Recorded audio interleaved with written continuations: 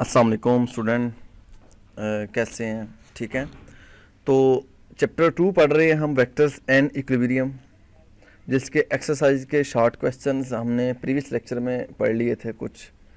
तो कुछ short questions आज के हम इस लेक्चर में डिस्कस करेंगे। तो स्टार्ट करते हैं।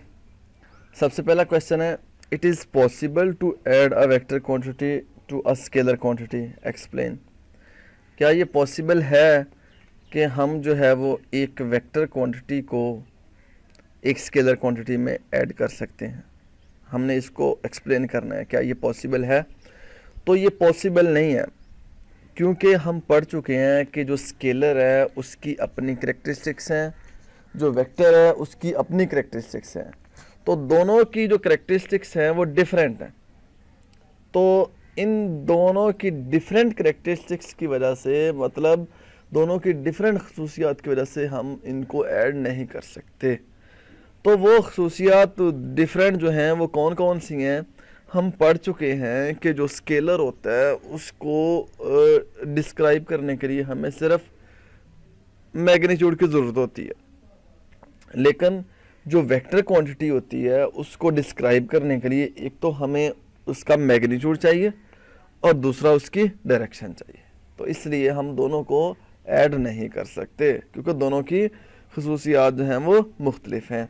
No, it is not possible to add a vector to a scalar quantity because both are different quantities as scalar have only magnitude. वो ये बोल रहा है कि हम दोनों को, ये मुमकिन नहीं है कि हम दोनों को ऐड कर सकें, क्योंकि दोनों जो हैं वो मुख्तलिफ क्वांटिटीज़ हैं। ठीक है। तो स्केलर हैज़ ओनली मैग्नीट्यूड, के स्केलर सिर्फ मैग्नीट्यूड रखती है, while vector quantities have both magnitude as well as direction. तो जो वेक्टर क्वांटिटीज़ होती हैं वो मैग्नीट्यूड और डायरेक्शन दोनों रखती हैं। So can not added to each other. तो हम इन दोनों को एक दूसरे में ऐड नहीं कर सकते। तो ये था हमारा क्वेश्चन नंबर 9। अब नेक्स्ट है क्वेश्चन नंबर 10। क्वेश्चन 10 हमारा ये है, 10 क्वेश्चन हमारा ये है, can you add zero to null vector? क्या हम जीरो को नल वेक्टर में ऐड कर सकते हैं? तो स्टूडेंट, क्वेश्चंस की जो स्टेटमेंट्स होती है ना, उनको गौर से समझा करें। अगर आपको स्टेटमेंट की समझ आ गई है तो आप उसका परफेक्ट आंसर दे सकते हैं। अगर आपको स्टेटमेंट की समझ नहीं आई तो आप उस क्वेश्चन का परफेक्ट आंसर नहीं दे सकेंगे। ठीक है। तो अब क्वेश्चन आपका यह है कि क्या आप जीरो को नल वेक्टर में ऐड कर सकते हो? सबसे पहले तो देखना कि जीरो क्या है और नल वेक्टर क्या है। तो जीरो एक स्केलर नंबर है। जीरो जैसे 1 2 3 4, ये 1 वेक्टर तो नहीं है ना 2 वेक्टर है ना 3 वेक्टर है, ये मैग्नीट्यूड्स हैं, तो ये स्केलर हैं। तो जीरो भी एक स्केलर है। तो नल वेक्टर, नल एक वेक्टर है। अगर हम दो वेक्टर को सम करें तो हमें आंसर में जो वेक्टर मिले उसका मैग्नीट्यूड जीरो हो, तो वो जो जीरो मैग्नीट्यूड वाला वेक्टर है उसको हम नल वेक्टर बोलते हैं। समझ आई? जीरो एक स्केलर नंबर है और नल वेक्टर भी जीरो है, लेकिन वो दो वेक्टर को सम करने से हमें वेक्टर का जो मैग्नीट्यूड मिला है वो जीरो मिला है। तो फिर जीरो जो है वो एक स्केलर नंबर है, जीरो जो है वो वेक्टर नहीं है। हाँ, नल वेक्टर जो है वो एक वेक्टर क्वांटिटी है। देखें, दो वेक्टर थे, मैग्नीट्यूड इक्वल था, लेकिन उनकी डायरेक्शन अपोजिट थी। हमने उनको सम किया, उनका आंसर जीरो आ गया। तो हमें पता है कि अगर हम दो वेक्टर को सम करेंगे तो आंसर में हमें जो वेक्टर मिलेगा वो जीरो ही वो जो आंसर में जो हमें आंसर मिलेगा वो भी वेक्टर होगा, चाहे वो 2 हो, चाहे वो 1 हो, चाहे वो 0 हो। तो दो वेक्टर को सम करने से हमेशा आंसर एक वेक्टर मिलता है, उसका मैग्नीट्यूड जो भी हो। तो नल वेक्टर एक ऐसा वेक्टर है, अगर हम दो वेक्टर को सम करें तो हमें जो आंसर अगर जीरो मिल जाए तो हम बोलेंगे ये एक नल वेक्टर है। तो अब जीरो एक स्केलर है, नल वेक्टर एक वेक्टर क्वांटिटी है। तो हम ऊपर वाले क्वेश्चन में पढ़ चुके हैं कि स्केलर को हम वेक्टर में ऐड नहीं कर सकते। तो so no, it is not possible to add zero to null vector. तो ये पॉसिबल नहीं है कि हम जीरो को नल वेक्टर में ऐड करें, because zero is a scalar and null vector is a vector. Zero एक स्केलर है और नल वेक्टर जो है वो एक वेक्टर है। And scalar is not added to vector quantity due to different quantities. तो स्केलर को हम वेक्टर में ऐड नहीं कर सकते क्योंकि दोनों की जो प्रॉपर्टीज़ हैं वो डिफरेंट होती हैं। तो फिर हमारा आंसर ये हुआ कि हम नल वेक्टर को ज़ीरो वेक्टर में ऐड नहीं कर सकते। क्यों नहीं कर सकते? कि एक स्केलर है, दूसरा वेक्टर है, तो स्केलर को हम वेक्टर में ऐड नहीं कर सकते। तो चलिए नेक्स्ट चलते हैं। क्वेश्चन नंबर 11 है, two vectors have unequal magnitude. दो वेक्टर हैं, उनका मैग्नीट्यूड जो है वो अनइक्वल है। कैन देयर सम भी ज़ीरो, क्या उनका सम ज़ीरो हो सकता है? एक्सप्लेन। तो हमने इसको एक्सप्लेन करना है। तो क्या ऐसा पॉसिबल है कि अगर दो वेक्टर जो हैं उनका मैग्नीट्यूड बराबर ना हो तो हम उनका सम करें और आंसर हमें ज़ीरो मिल जाए? तो बेटा ऐसा पॉसिबल नहीं है। हमें पता है, हम पूरे चैप्टर पढ़ चुके हैं, हमने यही चीज़ें पढ़ी हैं। दो वेक्टर का हमें आंसर जो है वो ज़ीरो कब मिलता है, या दो वेक्टर का सम हमें ज़ीरो कब मिलता है? अगर दोनों वेक्टर का मैग्नीट्यूड इक्वल हो, डायरेक्शन ऑपोजिट हो। मैं आपको एग्जांपल देता हूँ। अगर हमारे पास दो वेक्टर हैं, एक ए और दूसरा बी है, ए और बी दोनों का मैग्नीट्यूड जो है वो 30-30 हो, लेकिन दोनों की डायरेक्शन अपोजिट हो, तो फिर हम उनका सम करेंगे तो आंसर हमें ज़ीरो मिलेगा। हाँ, अगर दोनों के मैग्नीट्यूड डिफरेंट है, एक की 30 है, दूसरे की 20 है, ठीक है, तो फिर हमें आंसर जो है वो ज़ीरो नहीं मिलेगा। No the sum of two vectors having unequal magnitude can not be zero. अगर दो वेक्टर का मैग्नीट्यूड इक्वल नहीं है, अनइक्वल है, तो उनका सम जो है वो ज़ीरो नहीं हो सकता, चाहे डायरेक्शन उनकी ऑपोजिट ही हो। The sum of two vector will be zero only when their magnitude are equal. दो वेक्टर का सम ज़ीरो कब होगा? जब उनका मैग्नीट्यूड इक्वल हो और वो ऑपोजिट डायरेक्शन में एक्ट कर रहे हो। ठीक है, तो ये हमारा आंसर हुआ कि दो वेक्टर्स, अगर हमारा क्वेश्चन ये था कि दो वेक्टर अगर उनका मैग्नीट्यूड अनइक्वल हो तो क्या उनका सम ज़ीरो हो सकता है? तो ऐसा पॉसिबल नहीं है। सम होने के लिए, सम का ज़ीरो होने के लिए ये ज़रूरी कंडीशन है कि दो वेक्टर की जो मैग्नीट्यूड है वो इक्वल हो और डायरेक्शन जो है वो ऑपोजिट हो। चलें जी नेक्स्ट चलते हैं। ये था हमारा क्वेश्चन नंबर 11। क्वेश्चन नंबर 12 हम जो है वो बाद में पढ़ेंगे, एंड पे।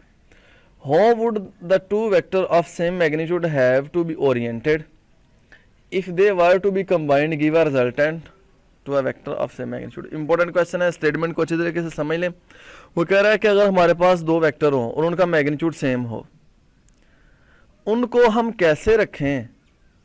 If they have to be combined give a resultant equal to vector of same magnitude. अगर आपके पास दो वेक्टर्स हों और उन दोनों का मैग्नीट्यूड इक्वल हो, तो उन दोनों वेक्टर को हम कैसे रखें कि उनका जो रिजल्टेंट वेक्टर हमें मिले उसका जो मैग्नीट्यूड है वो भी पहले दोनों वेक्टर के मैग्नीट्यूड के इक्वल हो।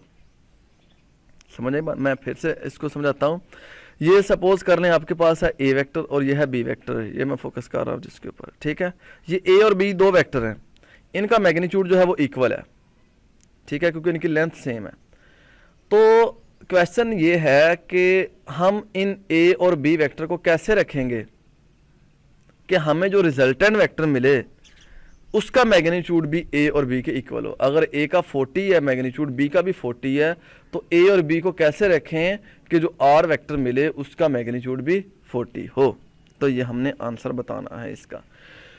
तो ये पॉसिबल है जब दो वेक्टर्स के दरमियान एंगल जो है वो 120 डिग्री हो। अगर दो वेक्टर में एंगल जो है वो 120 डिग्री होगा तो ही हमें जो उन वेक्टर का रिजल्टेंट मिलेगा उसका मैग्नीट्यूड वेक्टर के मैग्नीट्यूड के इक्वल होगा। तो ये मैंने एक डायग्राम ड्रॉ किया, इसको देखें, ये हमारा ए वेक्टर है। अब देखें एक बात, यहाँ पर टर्निंग पॉइंट मैं आपको बता रहा हूँ। जब वेक्टर के दरमियान एंगल को चेक करते हैं ना, तो टेल टू टेल, दोनों वेक्टर की टेल मिला के हम एंगल को चेक करते हैं। ये हमने उनको ऐड किया हुआ है हेड टू टेल रूल से, पहले का हेड है दूसरे की टेल है, ठीक है। तो जब आप एंगल चेक करेंगे हम वेक्टर में ए और बी में कि हमने इनको कैसे रखना है, तो हम इनको टेल टू टेल मिलाएंगे। देखें, ये है हमारा ए वेक्टर, ये है बी वेक्टर। जब हम बी, ये है ए की टेल जिसके ऊपर मैं फोकस कर रहा हूं, ठीक है, सॉरी, ये है हमारे पास ए की टेल। अब ये है बी की टेल। जब हम दोनों के टेल को मिलाएंगे तो ये जो बी वेक्टर है इसकी डायरेक्शन ये बनेंगे, तो ए और बी में जो एंगल बनेगा वो 120 बनेगा। ठीक है, तो हमें पता है कि हम हेड टू टेल रूल में दोनों टेल को नहीं मिलाते, तो ये जो डायग्राम ड्रॉ की गई है ये हेड टू टेल रूल को यूज़ करते हुए उन दोनों वेक्टर को ऐड किया गया है, क्योंकि हमने रिजल्टेंट देखना था। ठीक है, तो याद रखें दो वेक्टर में एंगल जब चेक करना है तो उनको, अब दोनों वेक्टर को की टेल को आपने मिलाना है। ठीक है, तो ए और बी की अगर हम टेल को मिला के देखें तो इनमें एंगल जो बनेगा वो 120 डिग्री में बनेगा। ठीक है, तो अब हम इनको ऐड करते हैं हेड टू टेल रूल से। ये ए की टेल और बी का हेड ये हम पढ़ चुके हैं, तो रिजल्टेंट ये आर वेक्टर मिलेगा। अब तीनों का मैग्नीट्यूड जो है वो सेम है। ठीक है, ये इंटरनल एंगल जो है वो इनमें 60 डिग्री बनेगा, लेकिन हमने इसको नहीं देखना, हमने ये बताना है कि दो वेक्टर में एंगल क्या हो कि वो हमें जो मैग्नीट्यूड दें वो जो रिजल्टेंट दें उसका मैग्नीट्यूड इक्वल हो, तो वो एंगल 120 डिग्री होगा। ठीक है, तो ये 60 डिग्री जो है वो दो वेक्टर में इंटरनल एंगल है, ये एंगल आपने देखना है 120 डिग्री वाला, ये वाला। Two vector of equal magnitude are combined to give a resultant vector of same magnitude when they act along the sides of equilateral triangle। हाँ, ये भी इंपॉर्टेंट बात है। कह रहा है कि दो वेक्टर का जो मैग्नीट्यूड है, दो वेक्टर्स हैं उनका इक्वल मैग्नीट्यूड है, तो वो जब हम उनको कंबाइन करें तो वो हमें इक्वल रिजल्टेंट देंगे, लेकिन कब देंगे? जब वो एक इक्विलिटेरियल ट्राइंगल की साइड के तौर पर एक्ट कर रहे हैं। देखें ये जो ट्राइंगल कैसी बन रही है, इक्विलिटेरियल बन रही है ना, जिसकी तीनों साइडें इक्वल होती हैं। ए का मैग्नीट्यूड भी इक्वल है, बी का मैग्नीट्यूड भी इक्वल है और आर का मैग्नीट्यूड भी इक्वल है। तो ये कौन से ट्राइंगल बन गए? इक्विलिटेरियल ट्राइंगल बन गए। ठीक है, तो इक्विलिटेरियल ट्राइंगल पे जो वेक्टर्स होते हैं उन तीनों वेक्टर का मैग्नीट्यूड सेम होता है। ठीक है, तो ये पॉसिबल कब हुआ कि हम दो वेक्टर को ऐड करें और तीसरा वेक्टर जो है वो हमें मिले, उसका आंसर भी इक्वल हो, कि जब हम तीनों वेक्टर को इक्विलिटेरियल ट्राइंगल के तौर पर ड्रॉ करें। देखें हम रेक्टेंगल भी तो बना सकते थे ना, कोई और भी तो बना सकते थे। अगर कोई और डायग्राम बनाते, कोई और जो है वो ट्रिग्नोमेट्रिक जो है वो डायग्राम बनाते, तो हमें फिर तीनों का मैग्नीट्यूड सेम नहीं मिलना था। तो अगर आप इक्विलिटेरियल ट्राइंगल पे ही तीनों वेक्टर को ड्रॉ करेंगे तो फिर तीनों का आंसर सेम मिलेगा। Both vector are added by a head to tail rule to give a resultant vector r which is along the third side at equilateral triangle। Correct, अगर हम दोनों वेक्टर को ऐड करेंगे तो हमें जो तीसरा वेक्टर मिलेगा ये वाला, तो ये इक्विलिटेरियल ट्राइंगल की तीसरी साइड बनेगी। तो r बराबर a plus B, all side of equilateral triangle are equal है। तो ये हमें पता है कि जो इक्विलिटेरियल ट्राइंगल्स होती हैं उनकी जो तीनों साइड्स हैं उनकी लेंथ इक्वल होती है। ए आर बराबर ए मैग्नीट्यूड बराबर बी मैग्नीट्यूड। तो एट द एंड आंसर हमें ये मिला कि दो वेक्टर जो हैं अगर हम उनके दरमियान 120 डिग्री का एंगल रखें, ठीक है, अगर वेक्टर का मैग्नीट्यूड सेम है, तो अगर उनमें 120 डिग्री का एंगल रखें तो जो रिजल्टेंट वेक्टर मिलेगा उसका मैग्नीट्यूड भी सेम होगा। तो फिर ऐसा करने के लिए हम वेक्टर को कैसे ड्रॉ करेंगे? As a sides of equilateral triangle. Next है क्वेश्चन नंबर 14 क्वेश्चन ये है कि two vector to be combined have magnitude 60 newton and 35 newton. दो वेक्टर हैं, उनका मैग्नीट्यूड हमारे पास 60 और 35 न्यूटन है। ठीक है, हम उनको कंबाइन करने जा रहे हैं।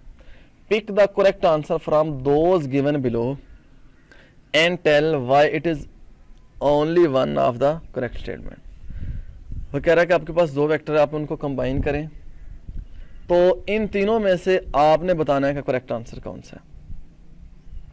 देखें जी, से 100 न्यूटन है, 70 न्यूटन है और तीसरा है 20 न्यूटन। हमारे पास दो वेक्टर है ना, हमें पता है दो वेक्टर का हमें मैग्नीट्यूड जो है वो मैक्सिमम कब मिलता है? जब दोनों की जो है वो डायरेक्शन सेम हो। तो दो वेक्टर का जो हमें सम जो है वो मिनिमम कब मिलता है? जब दोनों की डायरेक्शन अपोजिट हो। तो हमने बोला है कि करेक्ट आंसर हमारा 70 न्यूटन है। तो अब हम बताएंगे कि 70 न्यूटन क्यों है। Sum of two vector is maximum when they are parallel to each other. दो वेक्टर का सम मैक्सिमम कब होता है? जब दो आपस में पैरेलल होते हैं। ठीक है, तो जब पैरेलल होंगे तो दोनों की डायरेक्शन सेम होगी, तो जो हम साइन यूज करेंगे वो पॉजिटिव का यूज करेंगे। 60 + 35 95 न्यूटन। ठीक है, ये 95 न्यूटन हमें कब आंसर मिला, जब दोनों की डायरेक्शन सेम है। तो जब दोनों की डायरेक्शन सेम है तो हमें सम मैक्सिमम मिलता है। अब मिनिमम सम कब मिलेगा हमें, जब दोनों की डायरेक्शन अपोजिट हो। तो हम सपोज करते हैं कि ये जो 60 और 35 न्यूटन वाले वेक्टर्स हैं इनकी डायरेक्शन अपोजिट है। जब डायरेक्शन अपोजिट होगी तो दरमियान में जो साइन आएगा, जो दूसरा वेक्टर है उसके साथ जो साइन आएगा वो नेगेटिव का आएगा। हम पढ़ चुके हैं नेगेटिव वेक्टर, ठीक है। Sum of two vector is minimum when opposite. तो दो वेक्टर का सम मिनिमम कब होगा, जब वो अपोजिट होंगे। 60 तो 60 प्लस इंटू माइनस 35, तो ये आंसर आएगा 25 न्यूटन। अब जो हमारा करेक्ट आंसर है ना वो इन दोनों की रेंज में आएगा, 70 और 25 की। तो हम देखते हैं, सॉरी 95 और 25, क्योंकि मैक्सिमम जो हमें सम मिला वो 95 मिला, जो मिनिमम सम मिला वो 25। तो हमारा आंसर इनके दरमियान में होगा। तो इनके दरमियान में चेक कर लें कौन सा है, 100 ग्रेटर है, 20 लेस है, तो 70 ही हमारा करेक्ट आंसर है जो इनकी रेंज में है। नेक्स्ट है question number 15। Suppose the sides of closed polygon represented vector arrange head to tail. What is the sum of these vector? करें कि आप क्या करें, सपोज करें एक क्लोज पॉलीगोन बनाएं वेक्टर की head to tail rule use करते हुए। तो फिर ये बताएं कि उस क्लोज पॉलीगोन में जितने भी वेक्टर हैं उनका सम क्या होगा।